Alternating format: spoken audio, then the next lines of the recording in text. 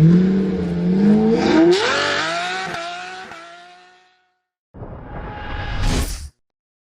والله بالشباب، اليوم جيناكم بحلقة جديدة. طبعا البارحة اشتريت سيارة الدوج تشارجر من مزاد النخبة هنا. أنا اشتريت هذه السيارة وهسه اريد اشيلها واوديها على السمكري، اريد اصلحها للسيارة. زين، اكيد وياكم كل هذا الشيء حيصير، وشوف شلون التصليح شلون حيصير وشلون السيارة راح تطلع من بعد التصليح. بس ضلك متابع للأخير أكيد، ولا تنسى الاشتراك واللايك. طبعا هسه راح نشيل السيارة بالكرين ونوديها عند المصلح. حبايب، طبعا السيارة اشتريتها ب 16500 درهم، يعني تقريب ال 4500 دولار. وإن شاء الله هسه بالأخير يبين ايش قد اشتريناها، والقطع والتصليحات ايش قد راح تكلف 100%. كله وياكم، ضلكم متابعين ومنتظرين الحلقة دمار شيء من الآخر.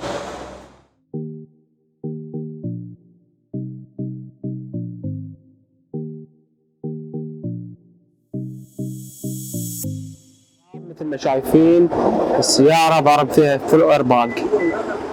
شباب، السيارة تقريبا هي رقم 1 بس بدون فتحة. هذا الضربة. السيارة شاسيها سليم 100%. هذا الشاسيه هنا سليم ما بي شيء. بس عندنا ضربتها جاية أقوى شيء هي بالفخدة. السيارة راح يصبغ بيها بس رفرف والبونيت، أو يعني الشاملة والبونيت، الكبوت الأمامي. من وراء سيارة خبول ما شاء الله عليها. طبعا هذه السيارة دوج تشارجر الرالي.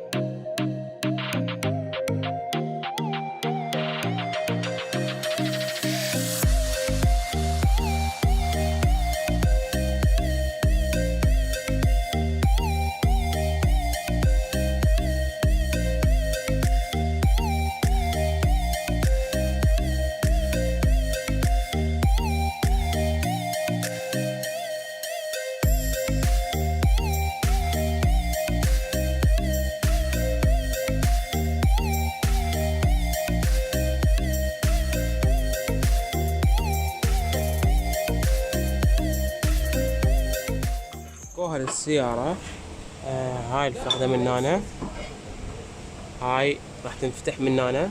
جبنا فخدة جديدة راح تنفتح من هنا وتتركب وحدة ثانية جديدة. مال السيارة صاحية من السكراب جبناها، وإن شاء الله ترجع وكالة حتى بالفحص ما تنعرف.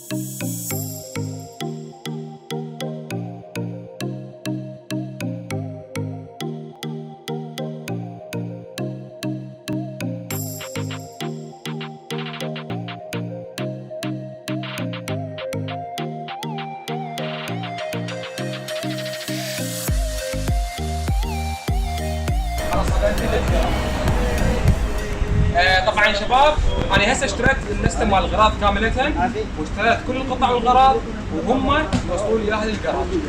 انا ما لي علاقه، اعطيتهم رقم الجراج واسم الجراج وخلينا. هاي القصه كامله اشتريناها من السكراب، نفس لون السياره، لونها اسود. راح ناخذ الفخده هاي مالتها، بس هاي الفخده راح تنفك من هنا. هاي من تباشير من الوكاله تشوفون هنا، من براغيها تنفك كامل وتنشال مثل ما هي، وتتركب بعد من هنا على هذيك السيارة. هيجي ترجع السيارة وكالة. شوف حتى هاي ويا شاصيها اعطونا اياها، هذا الشاصي، بس ما نستخدم الشاصي، بس اللهم هاي القطعة. مثل ما تشوفون شباب هسه السيارة انفكت كلها وتبدلت الفخدة، رجعت وكالة 100%. شوفوا من هنا انقصت هاي وتركبت بمكانها على التباشيم الوكالة، على تباشيم الوكالة. وهاي الفخدة من هنا تركبت جديدة، هذا كله هذا قديم ما تغير شي منه. من هنا انفتحت، تشوفون وياي من هنا انفتحت على البراغي من التباشيم، من براغي الوكالة انفتحت وركبنا هاي جديدة. شوف من هنا هاي ما حتصبغ، من هنا ما حتصبغ، بس من هناك من التباشيم انفتحت وتركبت ورجعت السيارة 100%. هسه يسوون ميزانية، ركبنا عليها البونيد، السيارة بونيد رجع. هسه الرفرف هذا مالتها جديد تركب، وتركب الغراض مالتها وترجع السيارة وكالة. أنا هاي الفخدة ركبت و100%. شايفين شلون رجعت شباب؟ رجعت وكالة. شوف تباشيم مالتها، تباشيم الوكالة رجعت. شايفين شباب على التباشيم، شايفين شباب على التباشيم، هاي تباشيم الوكالة رجعها من تباشيم الوكالة. هسه ما باقي بس يجمع الغراض ويضبط هاي الهوسة اللي هنا، يضبطها ويركب كل شيء والسيارة 100%.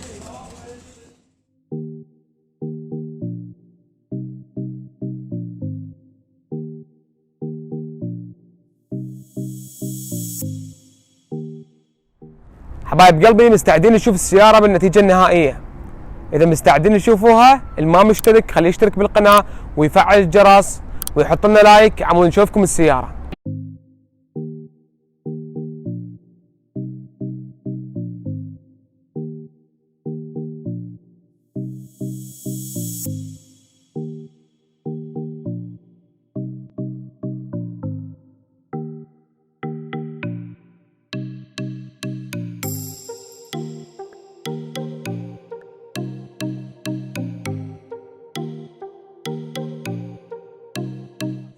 شباب حبايبي شوف السيارة هياها جاهزة قدامكم.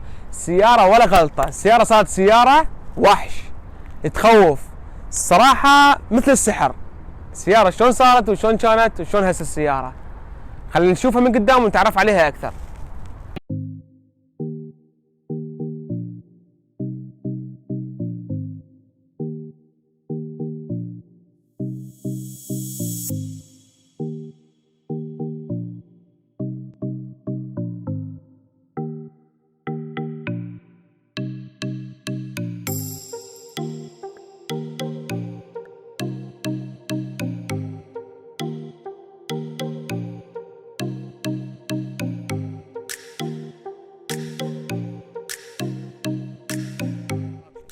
حبايبي مثل ما شايفين السيارة من قدام، شايفين عدلنا عليها تعديلات، مو بس صلحناها للسيارة وهم عدلنا عليها من بونيد الهيلكات، دعامية الهيلكات، وطبعا هسه نشوفها من الخلف هم تعدلت عليها جناح الهيلكات ودعامية خلفية الهيلكات.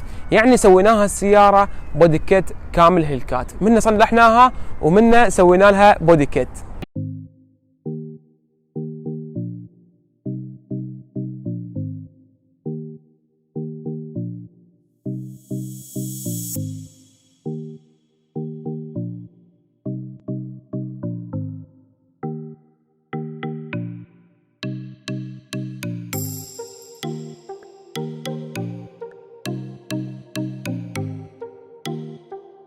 خلينا نشوف السيارة من الداخل ونتعرف عليها أكثر ونشوف التفاصيل كاملة، إيش قد السيارة كلفت وشنو أمور التصليح كاملة بالتفصيل.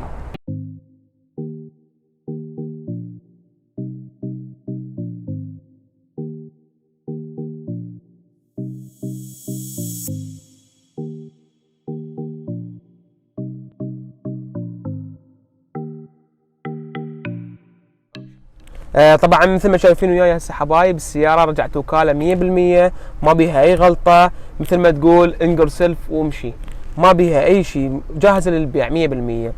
طبعا خلينا نسولف شوية على أسعار السيارة وعن التكلفة ايش قد كلفتني. أنا السيارة اشتريتها من المزاد ب 16,000 درهم، يعني بالدولار تقريبا ما يعادل 4000 4500 دولار. طبعا ويا تصليحات التصليح كلفني كامل، ويا التعديل بالكامل كلفني 3000 دولار او 2800 دولار، يعني بالدرهم 10000 درهم. السيارة كملت علي ب 26000 درهم، يعني بالدولار 7000 الى 7500 دولار. كامل السيارة جاهزة للبيع، وانتم بعد يحسبون ايش قد تنباع السيارة بالسوق، انتم قيموها. هاي السيارة بالكامل. ان شاء الله تكون الحلقة عجبتكم، وان شاء الله انتظرونا بالحلقات القادمة. دائما للافضل. تحياتي لكم، مع السلامة.